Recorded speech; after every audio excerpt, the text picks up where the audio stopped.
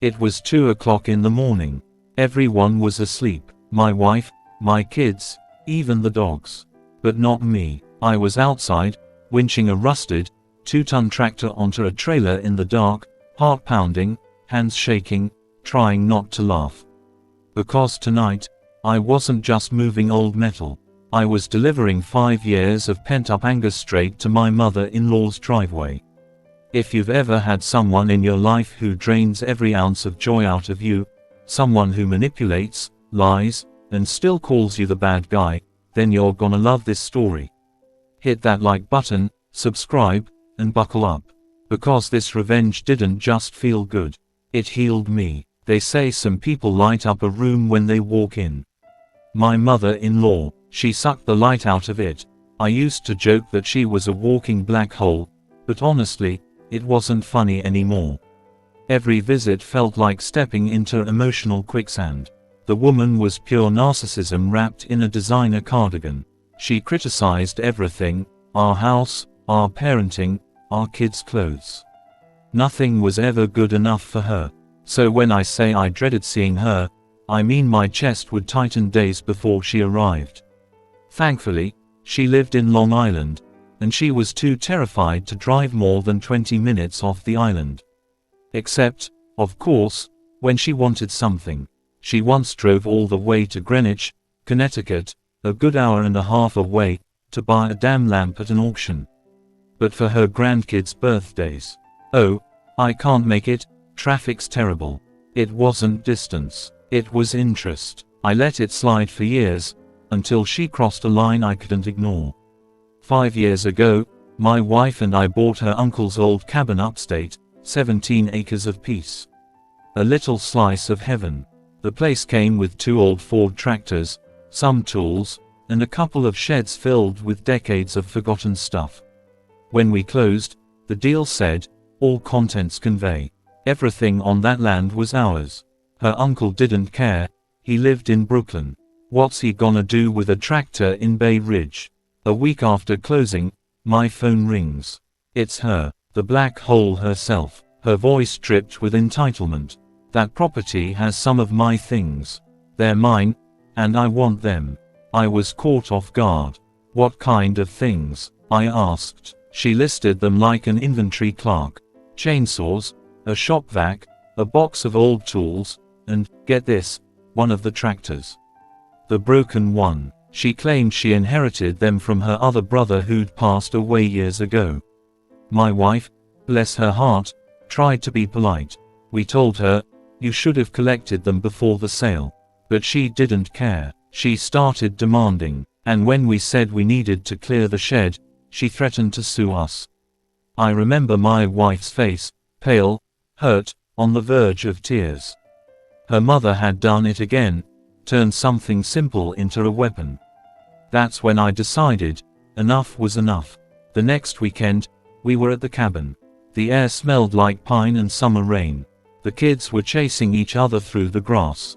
And there I was, standing in front of that damn shed, staring at her tractor. Rust crawling up its tires. Engine dead. Seat torn open like an old wound. It hadn't run in years. But somehow, this hunk of metal had become her latest way to control us. I rolled it out of the shed, sweating under the sun, and started gathering the rest of her stuff, the tools, the chainsaws, the dusty old shop vac. My wife came out, confused. What are you doing? She asked. Getting your mom's stuff ready, I said. It's time to give her exactly what she wants.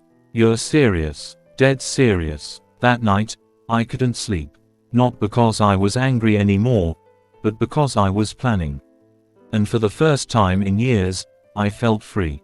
At 1:30 a.m., the cabin was silent.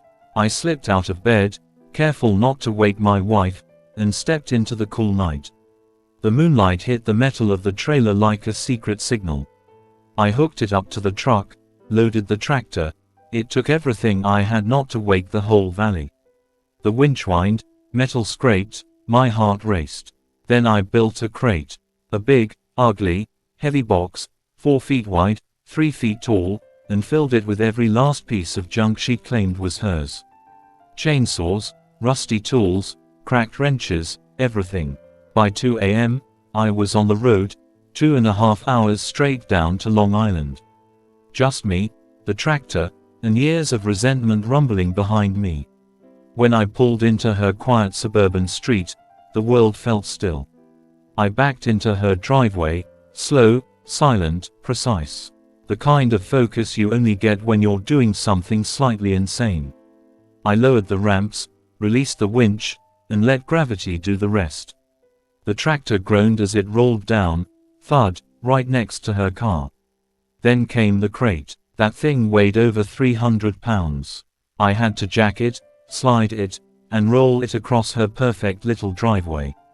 By the time I was done, sweat soaked my shirt, and I couldn't stop grinning. Because for the first time, the balance felt right. I looked at the scene, this graveyard of her precious possessions, parked right at her doorstep.